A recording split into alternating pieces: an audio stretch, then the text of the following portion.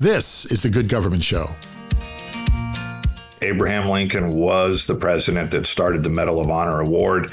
It started during the Civil War, and there's been a little over 3,600 recipients since the Civil War.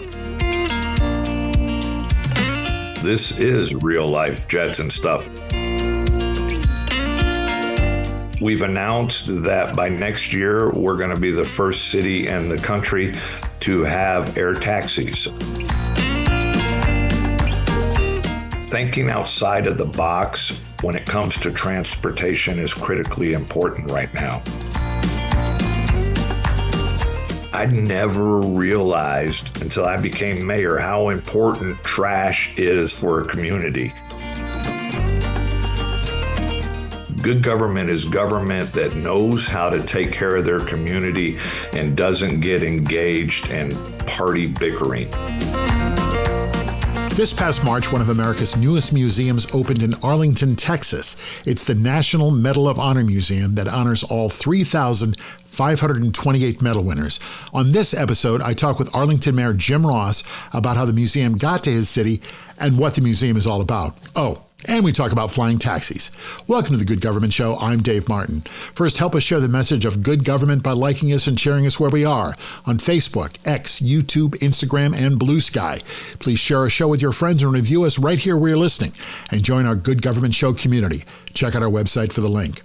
I met Mayor Ross last summer at the Conference of Mayors. I'd heard something about the Medal of Honor Museum, but I wanted to know more about it and how it wound up in Arlington. So, just a little history for you. The Medal of Honor was first awarded during the Civil War. All 5 branches of the military have a medal winner, and until now there was, I was surprised to learn, no national museum to honor these veterans. Now there is. Since the mayor and I talked, the museum is open, so you can book your tickets now. Check out our show notes for a link to the museum. Texas has the most veterans of any state, so a museum there is a fitting location. In just the past several months, the museum has already contributed to the culture of the Dallas area. Medal of Honor winners have visited local schools. The museum has hosted multiple events, and they've created a speakers series. It's on my list to go visit. As Mayor Ross says, good government means taking care of all of its citizens, and for Arlington, that means taking care of veterans and honoring those who, as he says, took good care of us. And listen to how they got a helicopter inside the building. Switching gears, I had to talk to Mayor Ross about flying taxis. Yes, you heard that right. Flying taxis. I'm going to let the mayor talk more about that.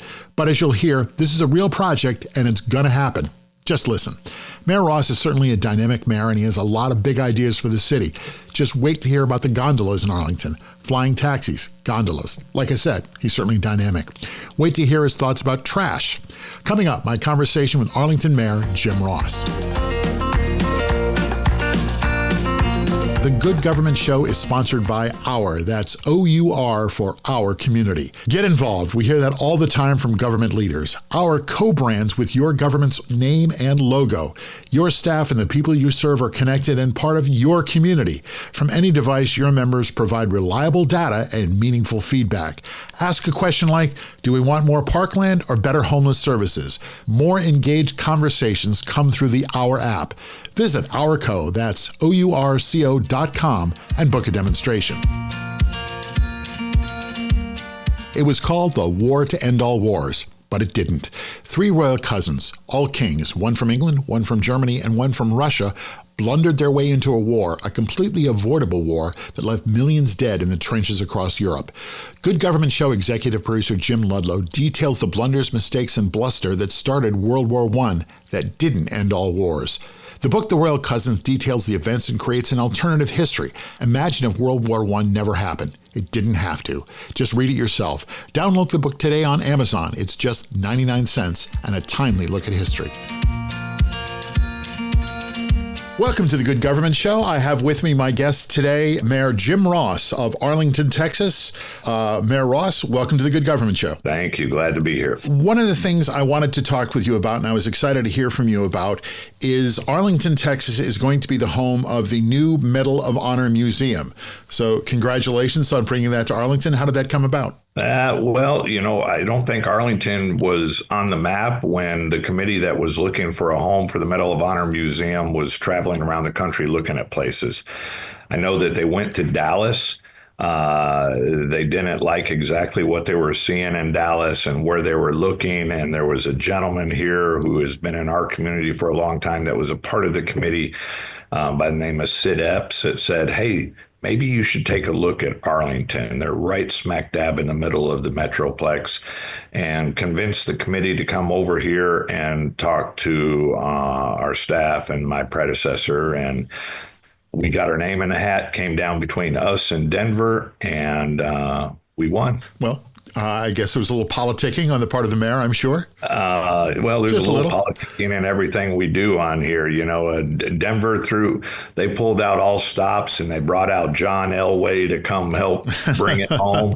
So we brought out Roger Staubach, we're the home. Oh, that's touche. So, all right. Roger Staubach, Navy, and Dallas Cowboy quarterback. Very nice. So the museum, I think, is scheduled to open. The date is March 22nd, 2025. Everything on target? Everything's on target. We're going to be doing the ribbon cutting on March 22nd. It opens actually to the public on March 25th, which is Medal of Honor Day. But March 22nd is when all the VIPs and the dignitaries will be here for the VIP ribbon cutting. And just a little bit of history, you may know better than I. Abraham Lincoln created the Medal of Honor for Civil War soldiers. How many Medal of Honor winners have there been since? Yes, Abraham Lincoln was the president that started the Medal of Honor award. It started during the Civil War, and there's been a little over 3,600 recipients since the Civil War. Okay. What are you most excited about in the museum? I was shocked originally to learn that there was never a full-blown national museum honoring the men and women who've received the highest award in the military. And I'm most excited to see the stories, hear the stories of those. I haven't seen all 3,600 stories. I've met, I think, every living recipient that we have right now. Wow. I've heard a number of their stories. I'm excited to see all of the stories, the humility, the honor, the courage that these recipients have displayed in their life is just second to none. So I'm very excited about people being able to enjoy the stories of these men and women who are true American heroes. And you're a veteran. Where did you serve and what did you do? Yeah, I'm a U.S. Marine Corps veteran, and I did a little bit of everything from Marine barracks out in Iceland to infantry type stuff. So I had a good time to serve back in the late 70s and early 80s. Did you serve with any Medal of Honor winners yourself? No, I don't know that I've served directly with any Medal of Honor winners myself. And I certainly was not a recipient. I'm sure you did fine in Iceland with the Icelandic women there. How is bringing the Medal of Honor Museum to Arlington, how is that good government? This is the Good Government Show, so explain why this is good for Arlington and why this is good government. Yeah, here's the thing. I think what a big part of what makes good government is how a community takes care of those who have taken such good care of us. And I'm very proud to chair the Veteran Affairs Task Force for the U.S. Conference of Mayors. I'm very proud of our community here in Arlington for what we've done for veterans and what we're doing. We have a beautiful Veterans Park that has multiple memorials honoring veterans there. We're home to UTA, University of Texas at Arlington, which is the highest ranked public school for veterans in the country. We have created what's called the Arlington Valor Alliance, where we brought in all of the veteran service organizations who act as, and the city acts as a conduit for these veteran service organizations. And that all comes together to say this is one of the reasons why the Medal of Honor Museum is best being here. We're very proud of who we are when it comes to not just honoring and respecting our men and women who have served this country, but but servicing them in such a way that we provide opportunities for transitional housing, we provide opportunities for job development and job placement, that we're taking care of those who have taken such good care of us. I understand you had a recent job fair, so you're adding jobs with the museum. How did that go, and how many jobs are you adding? The museum had a job fair just last week. I think there were 80-something vacancies. I showed up at the job fair shortly after they started. They had already offered, I believe, 20 positions, 20 individuals positions at the museum. I had an opportunity to speak to some of the applicants there before they were going in for interviews. It was really cool to see the excitement of some of these applicants. Some of them were retired individuals that said, listen, I just want to be a part of guest services at such an incredible museum. I want to be there to help get people through a facility like this, because it is going to be spectacular. So you have hired a fair number of veterans to work in the museum? Yeah, I haven't gotten the final number from the job fair of how many they actually landed as a result of the job fair, but I can tell you within the probably first couple of hours of that all-day job fair, they had landed probably about 20% of the people that they needed. So I understand you got a Huey, a Vietnam War era Huey helicopter, and you got that inside the museum, right? We got that inside the museum, right? What? How do you put a helicopter inside a museum? Very carefully. Yes. So what had to happen was we brought the Huey in via a crane. Okay. And the crane brings it in through a large hole before they finish the okay. You dropped it in and then covered it up? And they put it in there. It is part of the General Pat Brady display.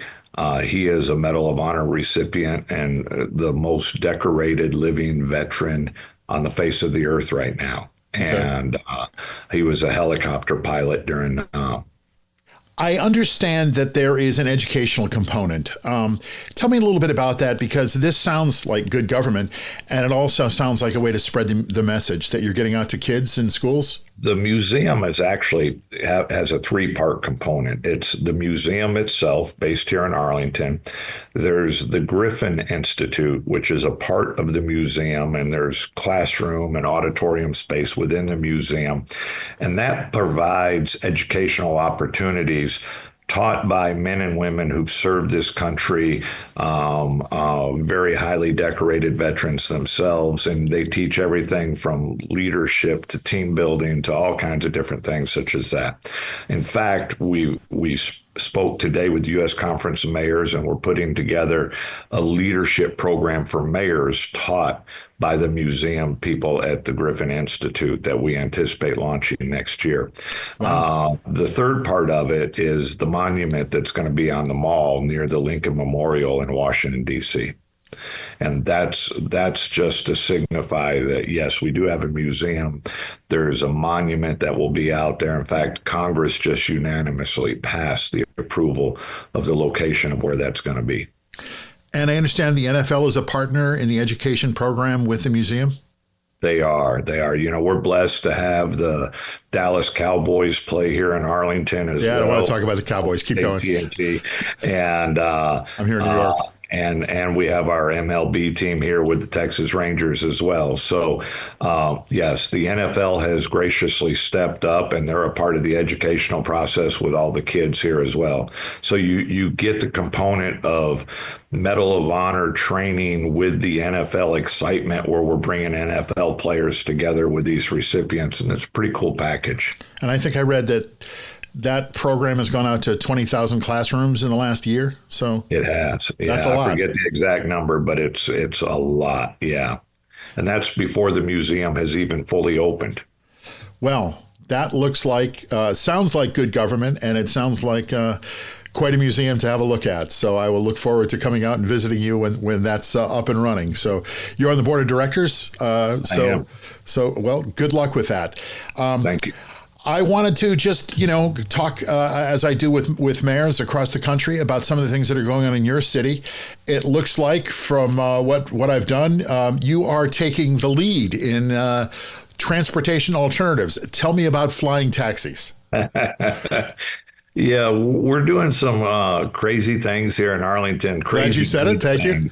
Yeah, crazy good things. Yeah, we've announced that by next year we're going to be the first city in the country to have air taxis. So explain this. A flying taxi. Explain this. A flying taxi. We've partnered up with a company called eVTOL, and eVTOL will be having electric aircraft that look like drones but can carry upwards to 4 or 5 people.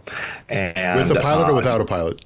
With a pilot. They'll be piloted aircraft. Okay. So that if, for instance, we're hosting 9 games of the World Cup in 26, so you fly into the Arlington airport, you want to come up to the entertainment district, you can get in an air taxi and fly into the entertainment district and bypass all the roadways on there. But we're doing other cool things. Well, let's stay on the flying taxi for a minute because this sparked my interest. Is this practical? Is this going to be practical? Is this, and really, what's the effect of this on traffic? Yeah, David, I think thinking outside of the box when it comes to transportation is critically important right now. And that's why this becomes a practical matter here in Arlington, because why it's not going to relieve massive amount of transport or traffic on our roadways. What it is going to do is provide an easier opportunity for some to get into the entertainment district. And it breaks that plane by which we can start evaluating how we can take further steps to go beyond that. We were one of the first cities doing autonomous vehicles here in Arlington as well. And we started off small, but now we're doing probably close to 2,500 autonomous vehicle rides a week in our downtown and UTA area.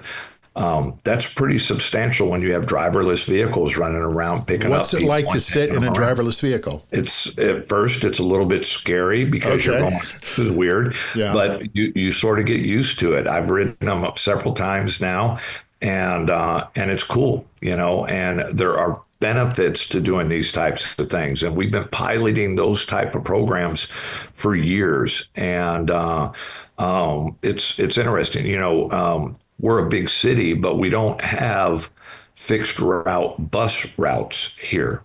What we've done is we partnered up with a company called Via that is a rideshare program. And the rideshare program acts sort of like a Uber or Lyft, but it may pick up, instead of just one person, it may pick you and a person up at one spot, and on the way to dropping you off, pick somebody else up. They're little vans that go around. Right. So it's not necessarily a fixed route, but it doesn't necessarily go door to door either. It's sort of a hybrid of stuff on transportation, and it's been extraordinarily successful. And what we're seeing now are transit authorities all through North Texas, all around the country, shifting a lot from the fixed route bus routes to more of this hybrid approach with the rideshare programs.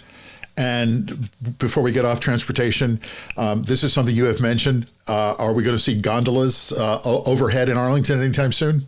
We certainly hope so. We're looking at a gondola system right now, and to take people above, not the gondolas like you would see in Venice, Italy or something, but the gondolas that you would see going above the ground. You look at it, they're comparatively, it's a lot cheaper than rail systems. It's a lot easier to get them around because you're only having to deal with finding the poles to go in certain spots of parking lots and corners and stuff like that. Another good part of the transportation, though, is we're currently serving 150 needy families with either on the ground autonomous vehicles or autonomous drones that are delivering food to needy families in Arlington. We're about to double that. So you look at those type of things, and we're certainly leading the pack when it comes to being innovative on how we're servicing our families in need or getting people around our community in a cost-effective manner. There was one other thing I wanted to run by you. You have been quoted as saying this is real life Jetson stuff. The Jetsons, the cartoon. Is this, were you quoted accurately, Mr. Mayor? I was. This is real life Jetson stuff. And it is cool to say that, we're the city that's having these air taxis coming in first and foremost. So I'm excited to see what comes next in looking at that. Okay, there's one thing I wanted to ask you about before we get into our questionnaire that we ask everyone. You last year rolled out a new trash collection program where everyone in Arlington got a free trash can and consolidated the pickup. Is it working? Yeah, it's actually working great. I got to give a huge amount of credit to our communications group here in Arlington because I never realized until I became mayor how important trash is for a community. And you start messing with people's trash, and Lord, you can have a fight on your hands. But what happened was we had recycle bins that all of our residents had, and they would roll out their recycle bins on their respective trash days. But then we had the bag service that necessitated our disposal people coming around with trucks and individuals that would jump off the trucks and grab the bags and throw them in the back. Well, that is sort of an obsolete type of program now because it's not cost effective for them to do that. Most of the disposal companies have shifted to the bins, like a recycle bin that we used, to regular trash bins where they come in with a little apparatus on the side of the truck that picks it up and dumps it. So what we did then was we had to switch to the trash bins and get people used to not just throwing their trash out there on the street and using the trash bin. Not only have people adjusted well to it, but it keeps our community cleaner because you don't have all the varmints running around in the middle of the night after you put your trash out, digging in for the chicken bones and everything else that's in there and spreading trash on the streets. That sounds like good government. Yes. All right. So in a minute, I'm going to get your true insight into government. So we're going to have that in just a moment. Okay. Once you wrap up this episode of the Good Government Show, give a listen to our friends over at Good News for Lefties. This daily podcast highlights news stories that show there's more good news out there. Other people in government are really trying to do the right thing. That's Good News for Lefties. Listen where you're listening now. After you get done with this episode, hear more good government stories with our friends at How to Really Run a City. Former mayors Kasim Reed of Atlanta and Michael Nutter of Philadelphia, and their co-host, journalist and author Larry Platt, talk with guests and other mayors about how to really get stuff done in cities around the nation. Check them out where you're listening now or through their nonprofit news site, thephiladelphiacitizen.org/podcasts. All right, Mr. Mayor, here we go. This is the Good Government Show questionnaire. These are the questions I ask all of our government leaders. The hardest question comes first. Define good government. Good government is government that knows how to take care of their community and doesn't get engaged in party bickering. Is that hard to do? I don't think it is, but it seems like others have a difficult time with it. So should people look to Arlington and just give you a call as to how to avoid partisan fights? I think you could not only look to Arlington, but you can look to most mayors in the city because most of the mayors want to just take care of their community and not worry about the rest of it. How do you judge your success? How do you decide if you're doing a good job at the end of the week or the end of the month? That's a good question. I would say my success is best measured by how I feel about myself at the end of the month. Did I do the things that I need to do with integrity and courage, no matter what the political ramifications are, no matter what? Am I taking care of the community I have because of who I am and how I'm doing it? And if people don't like what they're getting, if they don't like what they're seeing, what should they do? Speak up. Speak up. You know, the old saying that the squeaky wheel gets the oil is absolutely true. If you don't like it, let us know. You might have a great point. I don't know everything about everything, and I'm willing to hear. Come on, you're an expert in transportation and trash now. I don't know about being an expert, but we've done okay so far. All right. So you've been mayor for 4 years now. You're on your second term. That makes you, whether you like it or not, a government insider. What would you like people to know about government from the inside, about how it works? We do this because we care. The vast majority of the local officials do it because we care. I make $250 a month being a mayor of a city of 400,000 people. That's it. So you're in it for the money, obviously.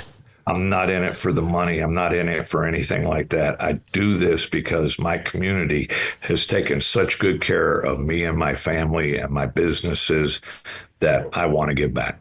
Where do you get your news from? Oh, Lord, everywhere. Online, news stations. I try to balance it. I try not to stick with CNN or Fox. I try to bounce between everything on there. All right. And get different perspectives, because I think there's a lot of news agencies that put their own little bias twist on it. Do you get the newspaper delivered to your house yet? Still? No, I don't. I used to, because that was like my favorite weekend thing, was sit with a cup of coffee and a newspaper. But I now, with this thing right here, gets everything. I have all of my. He said, holding up his phone. Yeah, my phone has all of the apps on there, so that's where I read my newspaper. Is on my apps. Who's your political hero? Who inspires you? Who inspired you to get into this, and who inspires you now? Ooh, political hero. Yes. Wow. I've never thought of a political hero. Well, who inspires you? I mean, I think I'm a nonpartisan people. There are two presidents who I looked at with admiration, and they were of two different parties. And they are? That was Barack Obama and George W. Bush. Wow. I didn't agree politically with all of either one of them. But what I do believe is that both of those gentlemen, their hearts were in the right place. They believed what they believed because they wanted to take care of the country. I will take that any day of the week, other than somebody whose heart's not in the right place. And so, I admire both of those gentlemen because I believe that they believed everything that they were doing was the right thing for the country. And I appreciate that. When you were growing up, did you want to be president? Did you envision a career in politics? Was being mayor something you always thought about? I wanted to be a cop, and I was a cop. I was a cop for 13 and a half years after I got out of the Marine Corps. Okay. So, no, you did not dream of being a president. I never dreamt of being a president, no. When I come out to Arlington to come to the Medal of Honor Museum, we got to sit down and have a meal. Tell me what the official dish of Arlington is. What are we having? And it's in Texas. We got to talk barbecue. That's not fair because I own two fine dining restaurants in Arlington. Okay? You do. So I'm a steak guy. So I have the Chop House here in Arlington that gives you the best steak. So you come here, I'll get you the best steak that you've ever eaten in your life. The Chop House. Yeah, Mercury Chop House, Arlington. You got a good barbecue joint there too? We got some great Hurtado's barbecue here in Arlington. Became famous during the World Series, and they are the best barbecue you'll ever put in your mouth. Brisket. Okay, I'm in Texas. This is the Good Government Show, and we always wrap it up with good government. Give me an example of a good government project that you're really proud of, that you've managed to accomplish, or something you're working on. When you bring good business to a community, you help everything. You help employment, you help housing, you help homelessness, you help get your crime down because you're putting more and more people to work. You help everything. We brought a great business to Arlington here over the last year and a half called eSpace, bringing hundreds and hundreds of really high-end, good-paying jobs here to Arlington. They manufacture satellites and send them off into space. I'm very, very proud of that because it was a highly competitive process to get them here. And we've done, if we do anything really well, it's relationships. And that's what we did with them. Does that include the new housing project, I guess, or not housing project, apartment complex, One Ranger Way? One Ranger Way is a great facility. It's not part of the eSpace deal, but One Ranger Way is a luxury multifamily facility in the heart of our entertainment district, within walking distance of our stadiums and Texas Live and our convention center and all of that. All right. Thank you very much. Thank you for your time, and it was great talking to you, and good luck with the museum. Thank you. Take care now. Appreciate you. In the city of Fate, Texas, they don't leave good government up to, well, fate.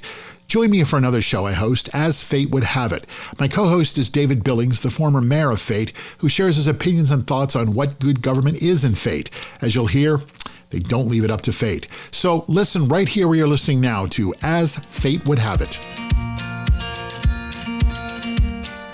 Here's a quote from the conversation. Quote, "We're doing some crazy things in Arlington. This is real Jetson stuff," the mayor said. The 1960s cartoon about life in the future may not be so far out in Arlington. Flying taxis first, and I liked his reviews on driverless cars. He said, first, it's a little scary, but then it's cool. Well, driverless cars are a thing of the future, and the future seems to be now in Arlington. So that futuristic cartoon may not be so futuristic in Arlington. I hear this from a lot of local leaders. Mayors take care of their community first. That means thinking about things like local traffic and trash pickup. Nothing glamorous, but that's the mayor's job. And he said, it's actually good to be the squeaky wheel. So speak up. Good advice for all of us, and that's good government. And that's our show. Thanks for listening. Please like us and share us with your friends, and review us right here where you're listening. And check out our website, goodgovernmentshow.com, for extras. Help us keep telling stories of good government in action everywhere. Join us again for another episode right here. I'm Dave Martin, and this is The Good Government Show.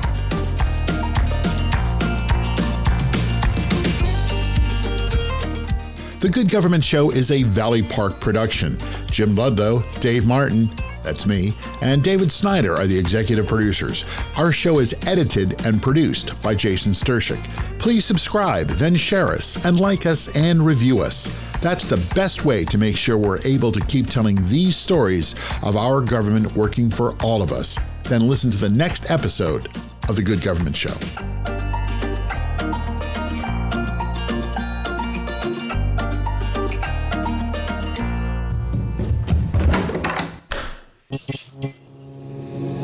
This podcast is part of the Democracy Group,